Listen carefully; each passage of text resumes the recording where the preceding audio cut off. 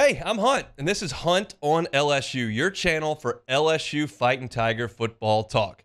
Enjoy the video. We want you to leave a comment below, hit that like button, and subscribe right below the video.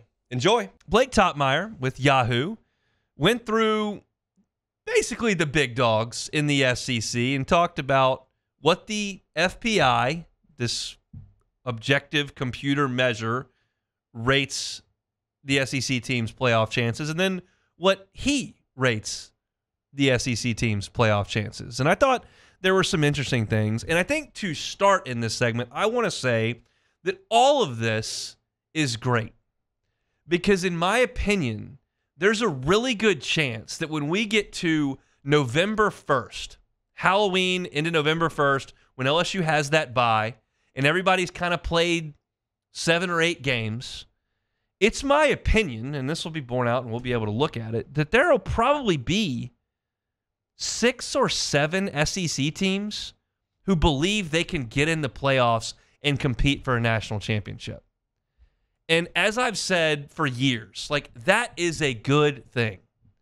I am willing to make the trade that suggests that having 6 teams locked in on potentially competing for a national championship is better than wanting the drama that comes with 2 teams playing one huge game and the winner moves on and the loser has to go home. I realize that the drama of the college football regular season is a draw to the sport. My suggestion is I will trade that where 2 losses end your season for more teams on the back end looking at this going, we still got a shot. Yeah, we turned it over 3 times in that September game and lost 1. But you know what? That's okay. Look at what we just did with LSU's baseball team. They were dead and buried, and then they revitalized the interest around here because you have an opportunity. You know, I'm not suggesting you need to let 64 teams in the playoff and let's let the 6-6 teams like LSU was, under 500, play for it. And I'm not saying that Florida's season deserves a ton of celebration, even though they're in Omaha now. But I do think that creating interest is a really good thing, and maintaining that interest is a really good thing. It would surprise me if Georgia wasn't in the mix on November 1st. It would surprise me if Texas wasn't in the mix on November 1st. It would surprise me if Bama wasn't in the mix. Missouri, Tennessee, Oklahoma, LSU, Ole Miss, A&M. A lot of these teams are going to have life on November 1st. Now, the bottom's going to fall out for somebody. It does every year. Every year. But there are going to be more teams locked in. So let's look into some of these numbers that he throws out there, and we'll get to LSU here shortly. But he starts at the top with Georgia. The FPI thinks that Georgia has a 79% chance to make the playoffs. Toppmeyer would suggest it's better than that. He goes to 87%. And if we're thinking, which I do, that the barometer for the playoff is likely in the SEC 10-2, the likelihood that Georgia loses 3 games is just not very good. Now, they do play Bama, and they do play Texas, and they do play Ole Miss. And so, there are some landmines there, but suggesting that Georgia's going to trip on all those is probably ambitious. I think they're going to make it. Texas, FPI says 68%. Toppmeyer, way more, says 79%. Now, we'll see. They don't have the proven track record that Georgia does. Georgia's now done this for about 5 years. Texas has one really good season in its rearview mirror. Is that sustainable? The recruiting pattern would say yes. The coach that comes back, we'll see. The quarterback that comes back, we'll see. But I think Texas has a real good chance to be in the thick of this whole thing. Now, how far back do you have to go? I mean, I know the answer. It's got to be 2008. Do you have to go back to where Bama, by the FPI, has got a 57% chance to make the playoffs? I haven't personally made my decision on how I'm going to feel about Jalen Milroe on September the 1st. As I sit here in the middle of June, I'm going to allow myself to breathe a little bit. I trashed him last September. I praised him last November.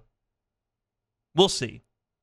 But that roster is just not what it was in 2011, what it was in 2020. It's just that's not the roster they have right now. Doesn't mean they can't make the playoff. This gives them better than a 50% chance to make it. but it's not quite what it was. You still got to go down the list here to get to LSU. Missouri is the fourth best odds according to the FPI. That's down to 37%. So you're looking at basically a 1-3 shot. Topmeyer feels about the same, 34%. With Missouri, I need a little more information before I'm going to go ahead and declare them a relevant program nationally. Like, that may be a little egotistical for me down here in Baton Rouge to do with my 3 national championships that I'm carrying around all over the place. But you had one 10-win year. You want me to just assume that that's going to be replicable like that? You got Brady Cook back, and yeah, that's a stud out there with Luther Burden. But you lost your defensive coordinator. You lost to LSU last year. You lost to Georgia last year. Like, do I really want to give you the benefit of the doubt? I'm probably not there right now. Tennessee, right there with them, 37%. That offense didn't look as good without Hendon Hooker last year. Now, you would suggest, yeah, well, we had Joe Milton, and he's not that great. And now we've got Nico, and he's going to be the answer. He's going to be able to pilot this ship that Heupel wants. We're going to be hyper good on offense, and we're going to get better than we have been on defense. Maybe. But right now, the success that Josh Heupel has had in that program is all in the back of Hendon Hooker. So, prove it. Like, I don't have to ask that question with Georgia. They've proven it. They've done it with different quarterbacks. They've done it with different defensive players. They continue to send them out in the first round. They've proven it. I'm not going to give Missouri and Tennessee that benefit of the doubt.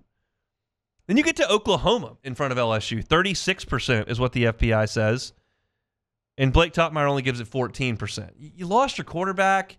You're counting on a young 5-star hotshot there to be the savior.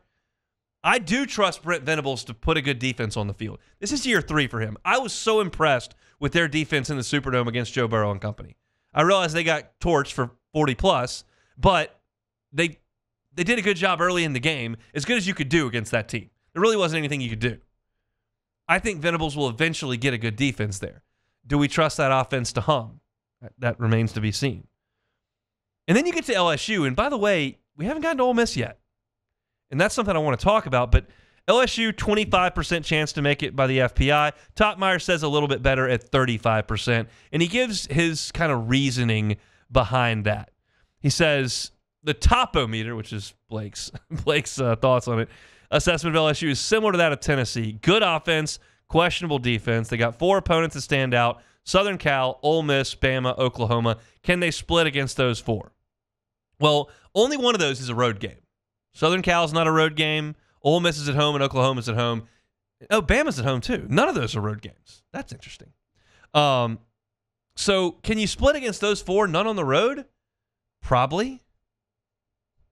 It's reasonable to discuss. And if you do, you just got to take care of your business against some of the lesser teams on your schedule. Arkansas, for example. Vanderbilt, for example. South Carolina, for example. Now, I'm not ready to write off A&M completely, especially at Kyle Field, but that's a reasonable thought. I'm not ready to call LSU a national championship contender with that defense right now, but I hope to be proven wrong, and that's an optimistic thought from a human. Computers don't like it as much. But Ole Miss is down at 20% by the FPI. This is something I've heard Matt Moscona say on our afternoon show, and it's borne out when you look at polls, you look at lists, you look at articles like this from Blake Topmeyer. The computers hate Ole Miss, and the humans love them. And that's the biggest chasm in this thing, because the FPI says 20% for Ole Miss, and Blake Topmeyer says 59%. He says they've got better than a 50-50 shot to make the college football playoff. The computers say, 1 in 5.